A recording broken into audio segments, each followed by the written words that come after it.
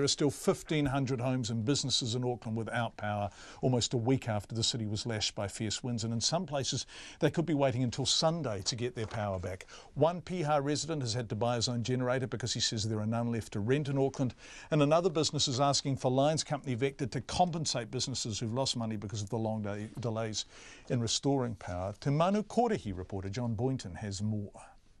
Jeff Calvert lives at the end of Glenesk Road in Piha.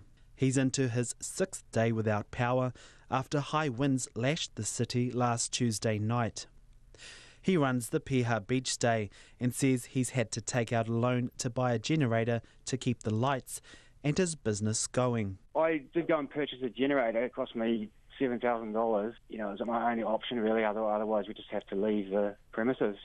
Had a lot of future bookings and bit of inconvenience all those people and lose money and things like that. Mr. Calvert is outraged about how long it's taking to have his power restored.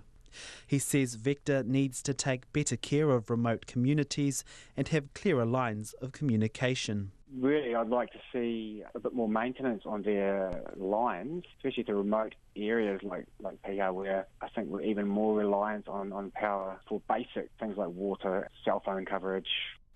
I heard the dairy was operating with a torch. Yes, and a candle. Maureen Ballard was back at work today and sharing stories about the struggle she and other business owners faced trying to run without power. Her cafe on Buckley Road in Epsom is part of a block of 5 businesses which got their power back on yesterday afternoon. This morning she was even busier than usual, whipping up a storm to quickly restock her bare food cabinets. Oh, what are you making?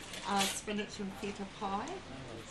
Miss Ballard estimates the power outage will have cost her around $5,000 because of lost business and having to get rid of food.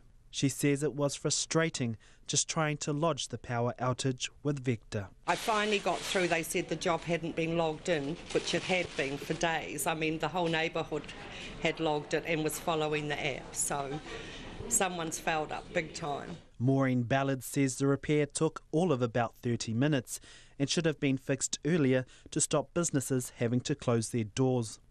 She says her insurance won't cover her lost revenue, but she thinks Vector should come to the party with compensation for the time it took to get the power back on. Because they kept telling us every day that we were having our power on at certain times and it never happened. They just kept changing the app. In the end, we just had to empty the freezer and take it and put it around people's houses, so we didn't lose that. 2 customers returning to their regular spot for coffee today had differing views on Vector's response to the power outages. Jan Witten knows the hard work Maureen puts into running her own business. Hopefully they'll look at this and they'll actually look at, planning for something should it ever happen again, because small business is the one that's really suffering. Ida Seegers has seen many of Vector's line crews working hard in the region and says Aucklanders need to toughen up. They have invested a lot of time and sometimes we just have to toughen up a little bit. These situations happen in many countries, sometimes often. We have been extremely lucky in New Zealand. In a statement, Vector said it's not in a position to compensate for the loss of electricity supply as a consequence of significant weather events. Mo te hōtaka o te ahi pōnei, ko John Boynton aho.